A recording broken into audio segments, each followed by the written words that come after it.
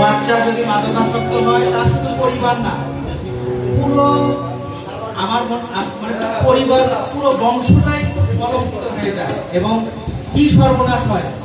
সে কারণে মাদক ছাড়ুন, জুয়া ছাড়ুন, সংস্কৃতি, সুস্থ ধারার সংস্কৃতি। আজকে যে এখানে এই যে আমাদের গাইবান্ধার যে গ্রামীণ জিয়া এবং গাইবান্ধার এই লোকসঙ্গীত অঙ্গন, এই লোকসঙ্গীত আমাদের শেকড়ের কথা বলে, আমাদের পরিচয় বহন করে লোকসঙ্গীত।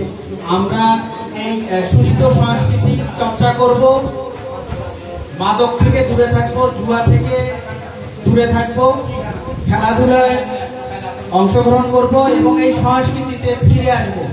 আজকে এই লোকসঙ্গীত অঙ্গনের যে সভাপতি এবং প্রতিষ্ঠাতা পরিচালক জিয়াউর রহমান জিয়া ভাই, আপনারা অনেকেই জানেন না, তার সন্তান কিন্তু এই যে গত জেলা প্রশাসকের আয়োজনে গাইবান্ধার গায়নের যে চ্যাম্পিয়ন, আমাদের ভাতিজা স্বজন খন্দকারের বাবা কিন্তু এই লোকসঙ্গীত অঙ্গনের প্রতিষ্ঠাতা পরিচালক, যিনি তার ছেলে কিন্তু গাইবান্ধার গায়ন। তো আপনারা এই পরিবারের জন্য দোয়া করবেন।